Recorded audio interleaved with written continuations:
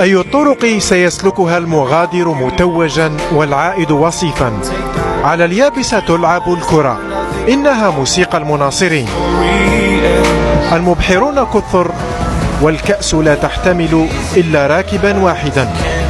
في الملعب أو رقعة الانتباه لا يقال الأزرق فقط، سيضاف إليه الغامق والسماوي، إنها معركة الألوان.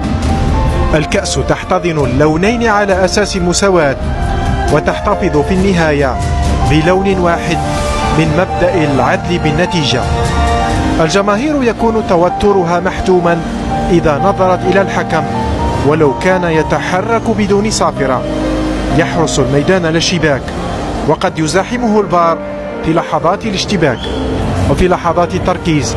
هناك من شمر على ساعديه ليوجه اللقب نحوه، وإذا سئل المنافس هل تقبل أن تخسر سيجيب